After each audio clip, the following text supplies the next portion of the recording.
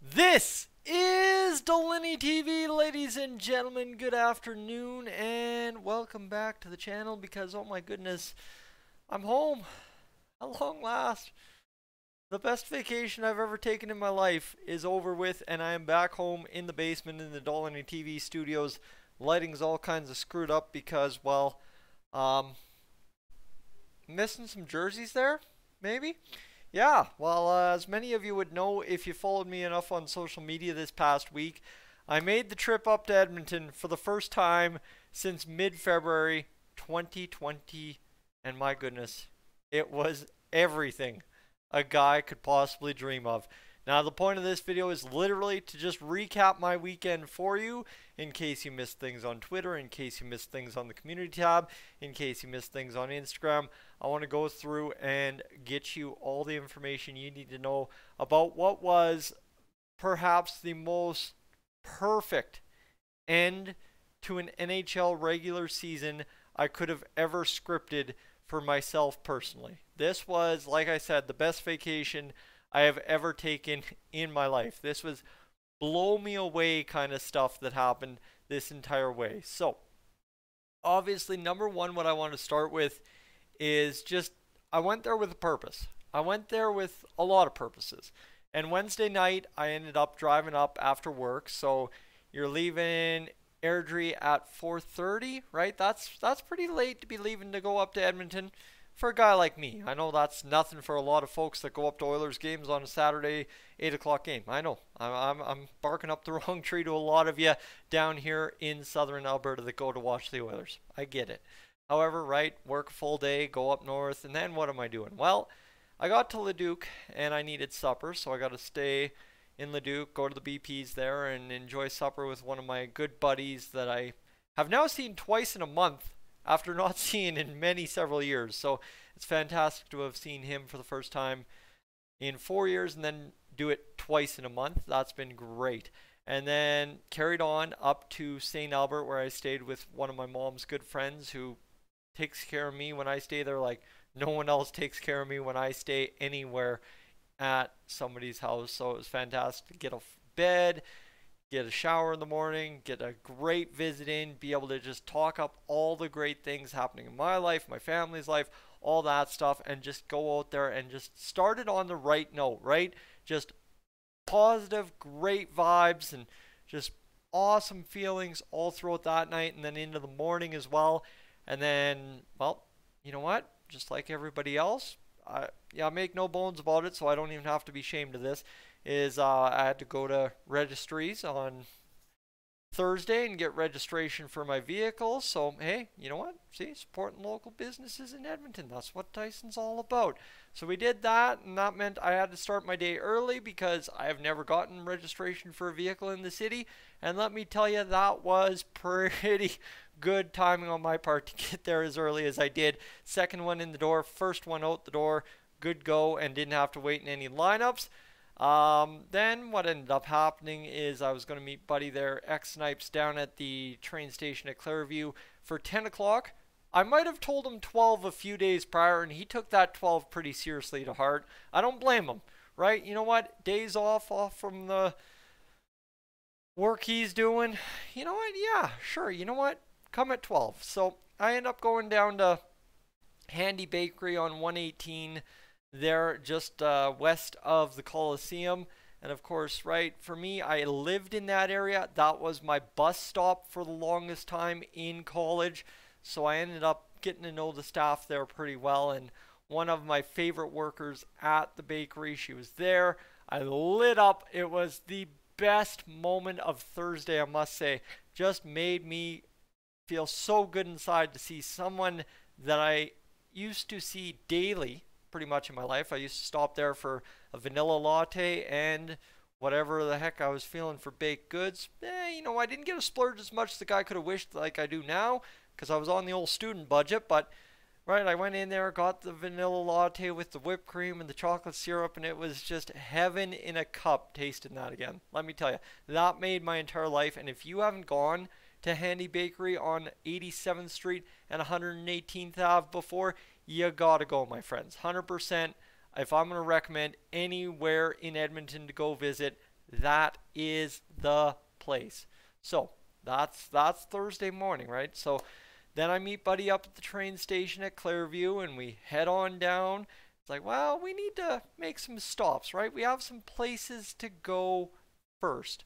So we end up going out to Kingsway Mall and we wander around, and this is where things really pick up in terms of the Oilers action for me. This is where this weekend really gets into the nitty-gritty of being an Oilers fan. Is I'm walking around Kingsway Mall in my Condors jersey, okay? Right? And right, Oilers colors, it's the older school Condors jersey. It's not the new school blue and orange that the Oilers have. It's the old school blue and orange that the Oilers used to have a couple of years ago.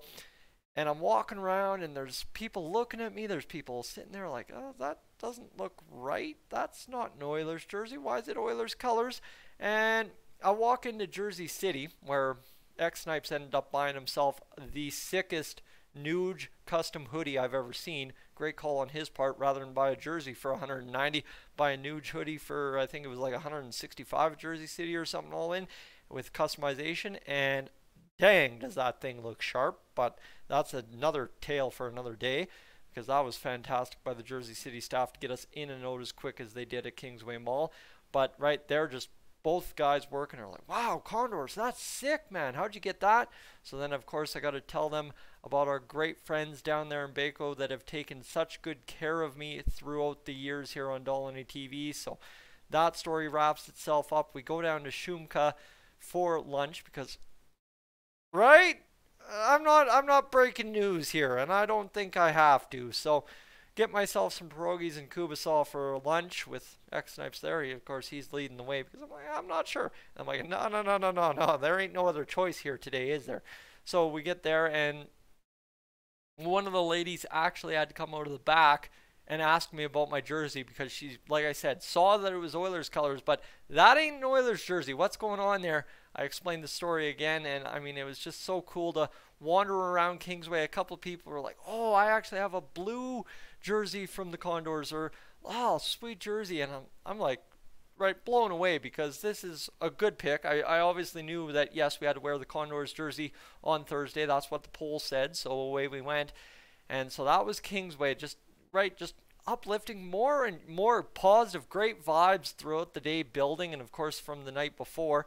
And then we headed down to the rink, and this is where it gets really interesting because, right, Rogers is that nice full block or two, whatever you want to say, in Ice District when you get off the train at McEwen. So we walked to the east side of Rogers, down the south side to the southwest corner of that intersection there, that it's Rogers, it's the blank lot, it's the BP's, Edmonton Tower, whatever you want to say, and the JW Marriott. So we're right there, and trust me, we'll hear about that spot in a little bit more. And then we walked front of Rogers, did the live video in front of the Gretzky statue that you guys told me you needed. So away we went, and I got it done. And then we walked back. I was sitting there, and this is where we started creeping out things a little bit, right? Looking for players, looking for media members and stuff, and we found the media entrance at Rogers. I'm like, hey, we should stay here a minute. And then it was really windy Thursday. So I chilled down pretty quick. We did another lap, and we ended up going inside Rogers, right? That back entrance, that sliding door there where you come out to the LRT tracks. We end up going in there, and we're like, are we supposed to be in here? Is this a good thing to do? Are we going to get kicked out? What's going on? Tourist things. Never really been at Rogers at 1:30 in the afternoon. Couldn't have told you. We asked a security guard. They're like, go ahead, wander around. And there's literally nothing open in Rogers other than Ford Hall at 1:30 in the afternoon. So we're wandering, we're mulling around, we're going, and we're sitting in Ford Hall. And it's like, let's go across to Boston Pizza. Okay, let's go to Boston Pizza, have a bite to eat, and have a couple drinks, and get on with the day kind of deal. So we get through that. Lunch at BP's is fantastic. Server was phenomenal. The staff, everybody down at Rogers, that whole area was phenomenal my entire trip. I can't say enough about how great everybody was. And then we get out of BP's, and there's a bus parked in the lanes there, that front lane at the JW Marriott. If you ever walked around that area, they were parked there. And it's like, who is this? This is a Trax bus, right? It's a Trax bus. So if you know anything about Airdrie, there's a Trax bus depot, and literally every team bus for the WHL ends up getting service there, it seems. So I started putting two and two together, and I'm like, that's either the Sharks or the Vancouver Canucks just arriving, one of the two, like the Sharks going across to the arena, or the Canucks just arriving. So we sat down on a little raised, I don't know if it's a sidewalk or whatever, we just sat our butts down on some concrete and watched this bus. Two security guards out front, and they're doing the same thing, watching us. Like, what are these guys doing? And we're doing the same thing. What are those guys doing? And eventually, Logan Couture comes out of the Marriott and boards the bus for a second, puts something down, and goes back into the building. And we're like, hold on, something's going on here. We figured it out. This is the Sharks bus. And then Brett Burns boards the bus, sits there for like 5 minutes. He was on the bus for 5 minutes, and then he boots down the street, and casual as can be. I mean, this was the niftiest thing in the entire weekend, is Brett Burns, cool and calm and collected as can be, walks down the street, cross the corner to that southeast corner of Rogers Place, and into a side door, and away he goes. Bothered nobody, nobody bothered him, and just complete incognito for being Brett Burns, right? You can't miss the beard, the shape of the head, everything adds up that was Burnsy all the way, and he just wandered his way over. So now at this point, we got it pretty figured out, right? Obviously, Couture took some way into Rogers Place that we couldn't see through the building, and Burns is walking the streets. So that's great. We go upstairs after meeting somebody down on the street. You know, we told him about seeing Burns on the street. He waits out there with his kid, and then they come up after we've already gone up into Fort Hall, and Shark player after coaching staff start walking on by us, and this young kid from Burns Lake, BC, gets to take, I don't even know how many photos with his favorite players from his favorite team, the San Jose Sharks. And again, like I'm telling you, these positive vibes, they were there the entire weekend through. It was ridiculous. And so that continues there, and he gets all those photos with his favorite players. It was fantastic. And then, yeah, you know what? We end up getting into a situation where, right, I don't get any photos, but we've got it figured out. Right now and tomorrow, we know what to do. Whether it be the Oilers, whether it be the Canucks, whoever we want photos with, get there early. Just be friendly, just be kind, and ask them nicely and see what happens. And that's exactly what ended up happening on Friday.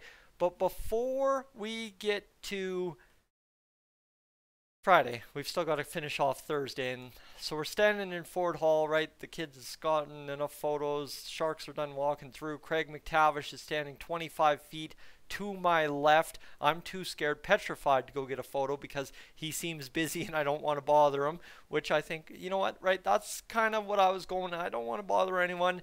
I don't want to be intrusive, and so I wasn't. And then that's how Thursday kind of progresses. But all the while, I had this little backdoor chat going on Twitter with somebody you might know from the Edmonton Oilers YouTube sphere, and a meeting long time in the making. Let me tell you, this was a great moment on Thursday, my friends, to meet the Oilers fanatic. I'm going to even just block myself out here a little bit by accident.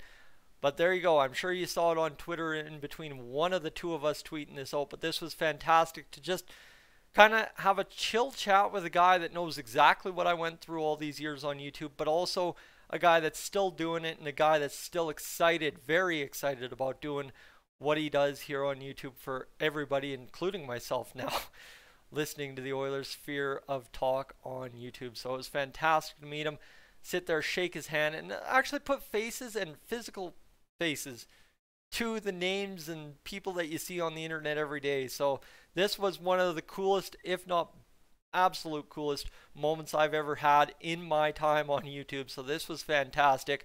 But there was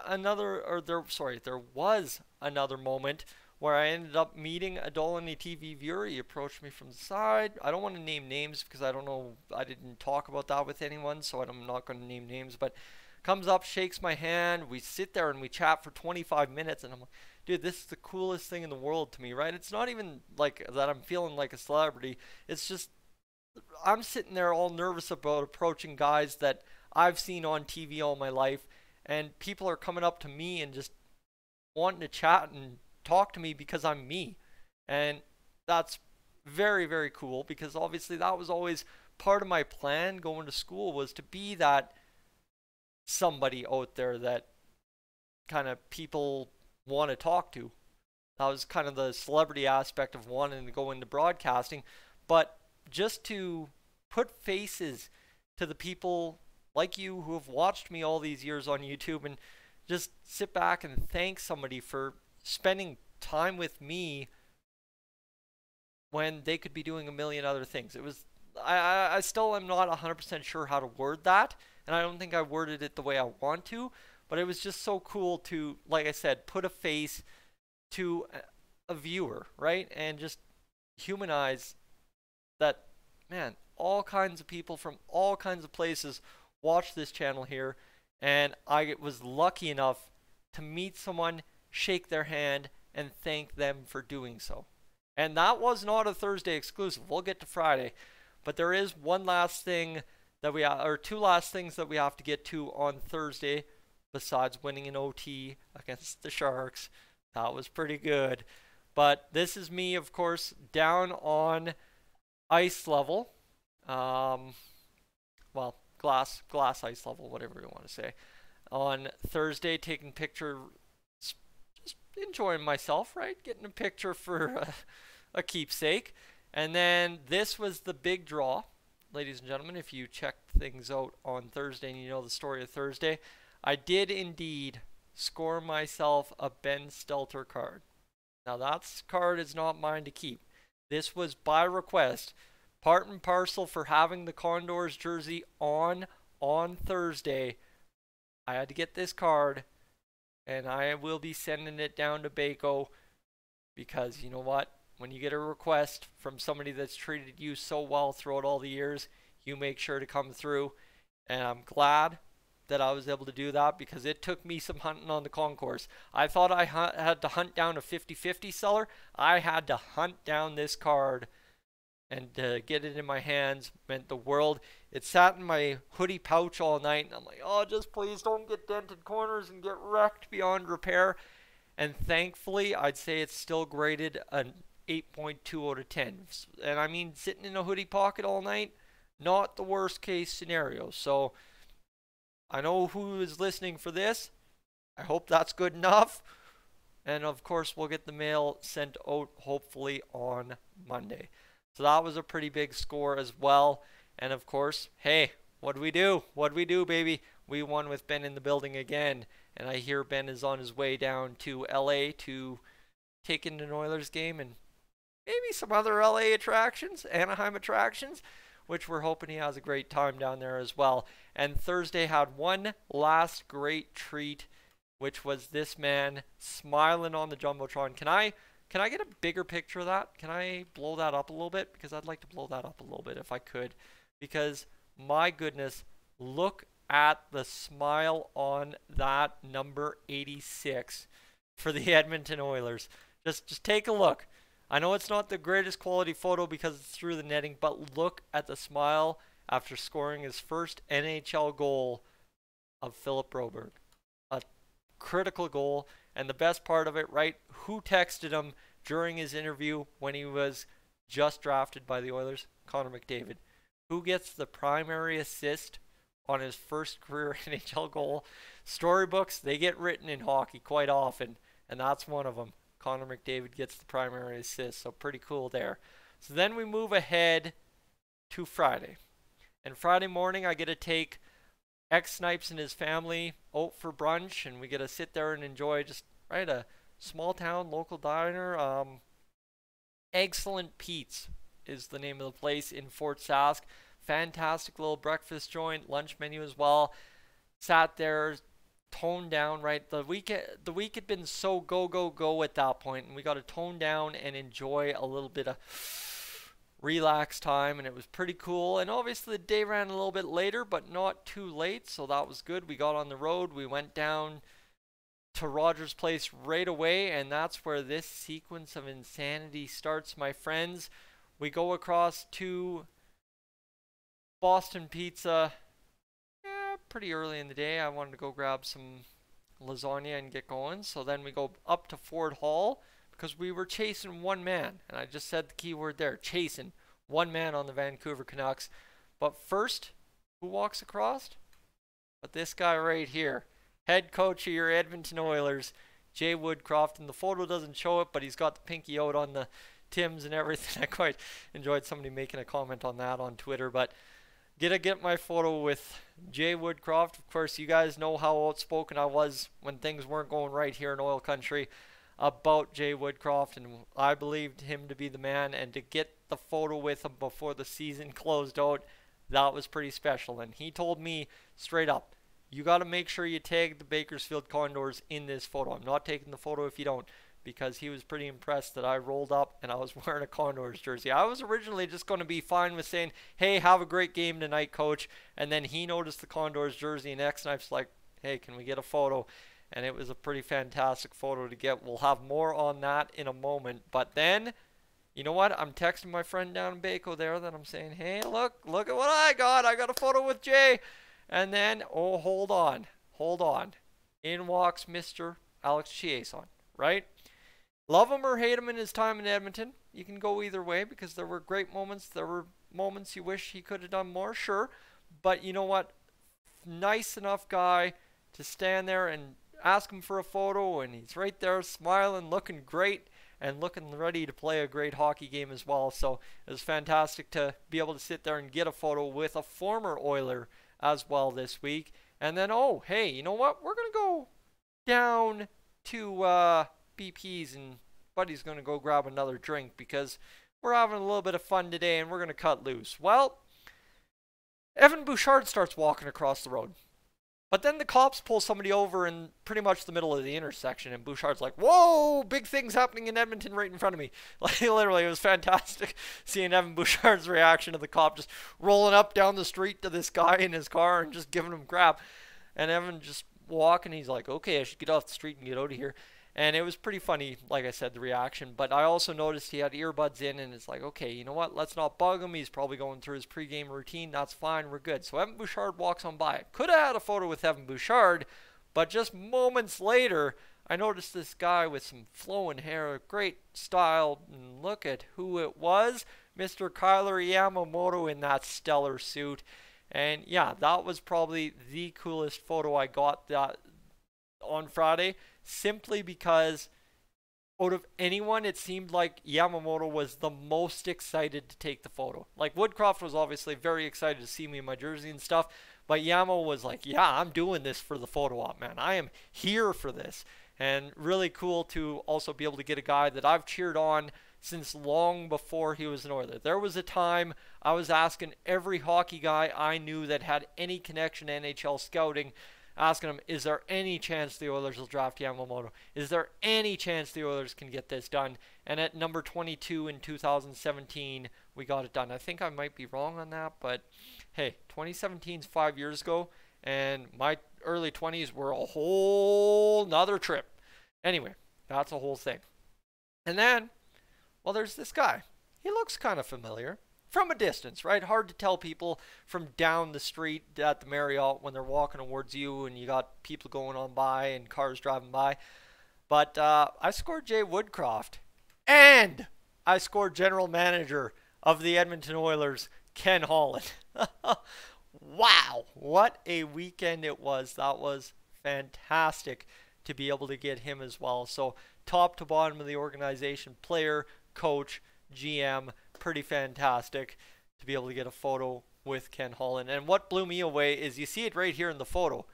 I did not realize the stature of Ken Holland. I believed him to be a very large man based on what I've seen in like photos and video and stuff, and to be pretty much same height as Ken Holland was pretty cool. So that was a really nifty moment there as well.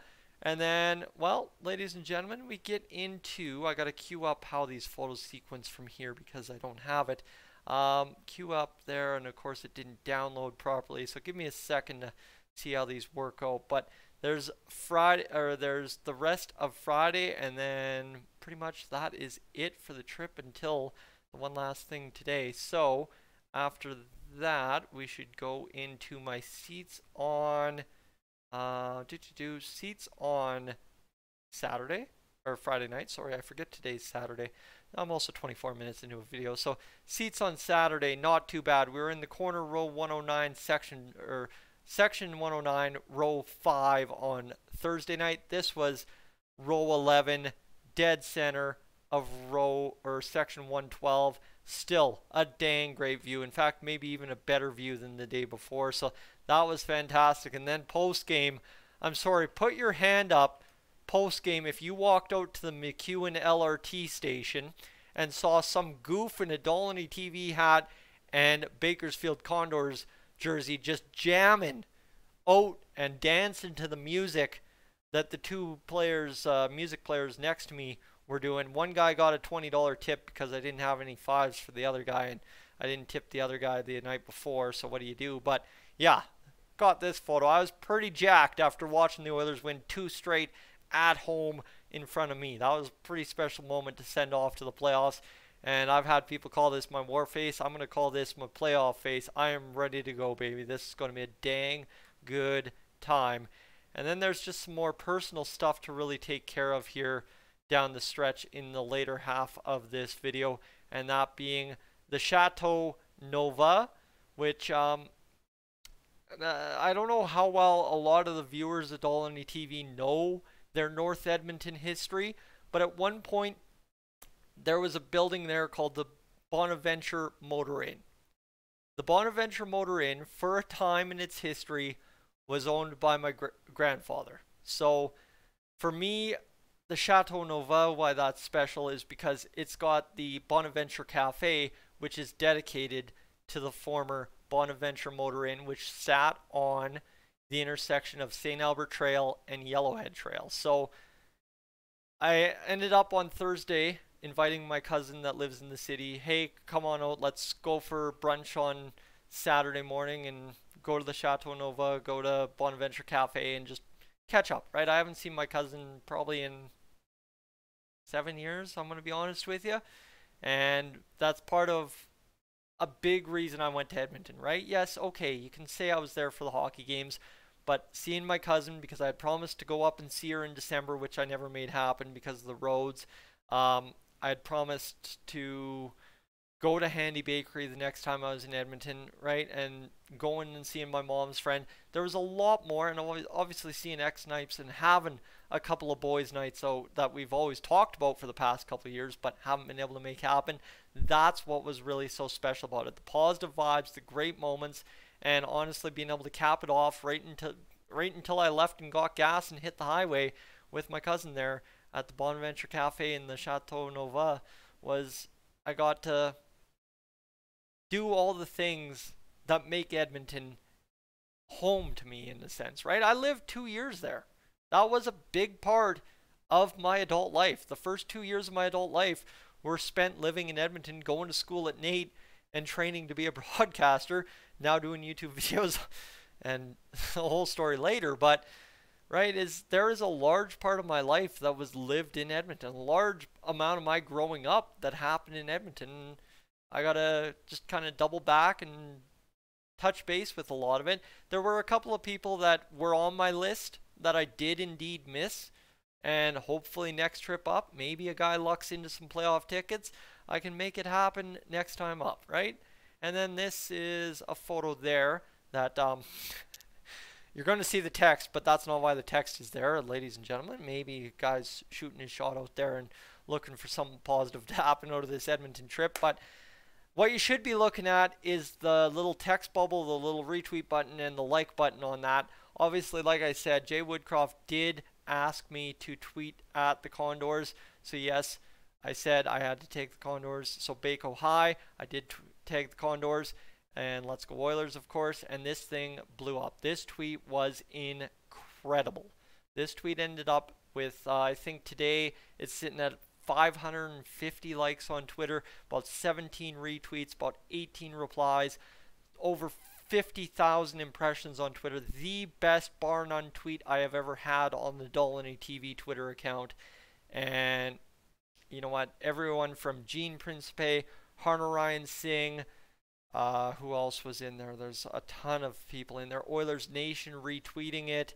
the president of the Bakersfield Condors liking the tweet, the Bakersfield Condors account themselves liking the tweet.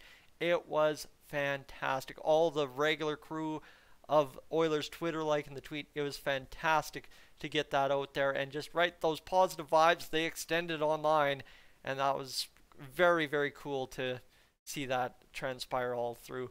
And you'll see 12:59. You'll see that screenshot was taken at 12:59. That was 12:59 this morning, Saturday morning, after the Oilers game had finished up on Friday. We got home back to Buddy's house at 1 in the morning.